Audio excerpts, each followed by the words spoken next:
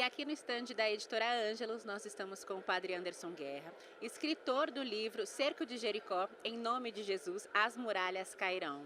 Padre, o senhor foi ordenado na Diocese de Santo Amaro e o senhor falou para mim que o senhor também é fruto daquela diocese.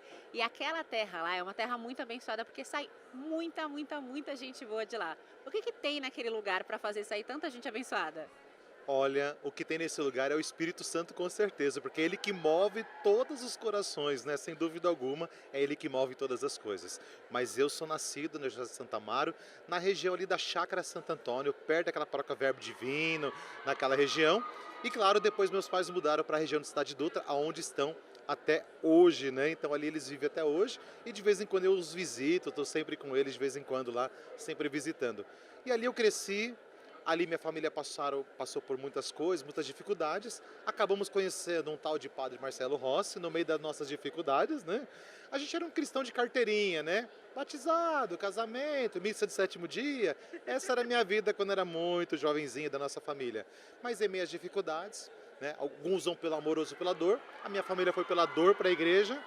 E nessa dor, Padre Marcelo, usado por Deus, pela Virgem Maria, resgatou a nossa família. E aí, caminhando com Deus, namorei, trabalhei, aí Deus começou a atrair o coração e hoje sou padre há 15 anos. Então o senhor ficava meio lá, meio cá quando era jovenzinho, mas escreveu um livro sobre o cerco de Jericó, que é assim, são 7 dias de oração, são muralhas que através da oração elas caem. Como é que foi esse processo até o senhor chegar dentro da espiritualidade do próprio cerco de Jericó? Eu sempre vi os padres fazendo, quando era jovem, padre jovem, Cerco de Jericó, falava, o próprio Padre Marcelo. E eu comecei a fazer o Cerco de Jericó, né? Estudar um pouquinho do Cerco de Jericó e acabei vendo muitas riquezas dentro da passagem do Cerco de Jericó. Jericó, ela tem muitas coisas belas, né? E eu comecei a descobrir que em Jericó tem coisas belíssimas que acontecem dentro de Jericó. Eu falei, meu Deus, a tentação de Jesus do deserto é em Jericó, né? A Eliseu que transforma aquela fonte de água amarga em água doce é em Jericó. Ah, então assim, eu comecei a perceber, Zaqueu está em Jericó. Eu comecei a perceber que em Jericó tinham passagens extraordinárias. E depois estudei o próprio Jericó, né? A origem de tudo, como começou com o povo a atravessar. Eu descobri que Jericó tinha 2 muros, não era um muro só. Então era uma grande fortaleza. Descobri que em Jericó se sacrificavam crianças para ídolos pagãos. Então por isso essa batalha espiritual. Então eu comecei vislumbrar Jericó como eu nunca tinha visto na minha vida. Então comecei a aprofundar e acabei entrando nessa espiritualidade de ser Jericó. Amo ser Jericó e por isso que entendo ser Jericó não é uma coisa fácil, é uma batalha espiritual muito grande. Toda vez que eu faço, as tentações, as provações aumentam para mim, para quem está ao meu lado, mas no final, como diz, a vitória chega. A gente pode descrever o livro Cerco de Jericó como um guia? É um caminho, né? Um caminho para a gente entender o que Deus pode fazer na vida de uma pessoa. Vai ter dificuldade, vamos passar por um problema de que nem Zaqueu estava em cima da árvore, né? E querer ver Deus, mas Deus queria entrar na casa dele, né? Ou seja, aí a libertação de uma família, porque vem, eu quero entrar na sua casa. Não era só ele, era a família inteira que Deus queria visitar.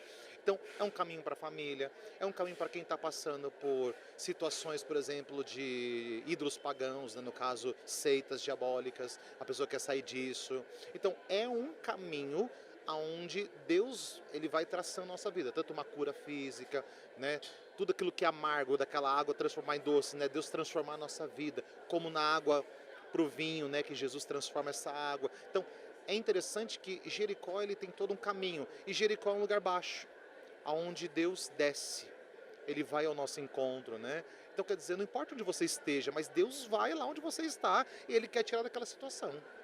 Padre, o senhor relatou aqui diversas situações que a gente pode colocar no cerco de Jericó. Então, para as pessoas que estão acompanhando a gente, às vezes estão naquela crise de fé e elas estão passando por um problema muito específico. O senhor acredita que através da fé, através até da própria oração do cerco de Jericó, nós conseguimos derrubar toda e qualquer muralha? Eu sempre digo que existem vários tipos de muralhas. E a pior muralha a ser derrubada, às vezes, é o pecado.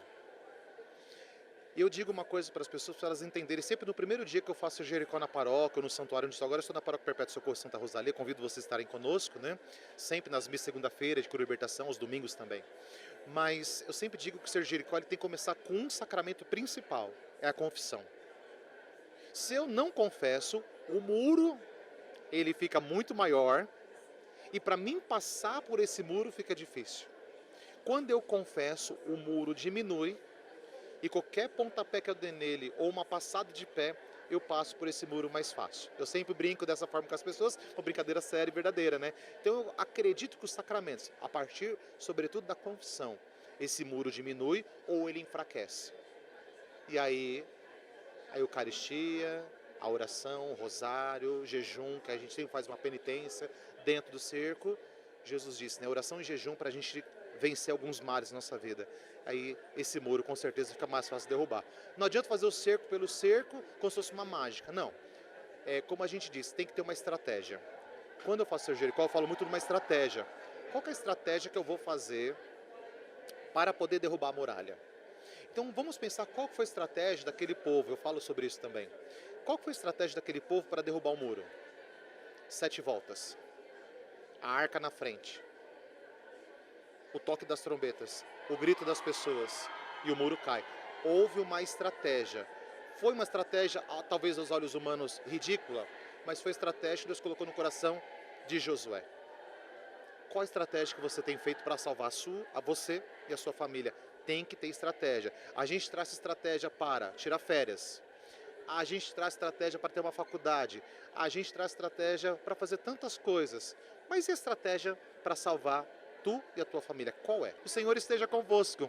Ele está no meio de nós. Por intercessão da bem-aventurada Virgem Maria dos Anjos Santos, que as muralhas caiam na sua vida e que as vitórias sejam alcançadas na sua vida. Por intercessão da Virgem Maria, em nome do Pai, do Filho e do Espírito Santo. Amém.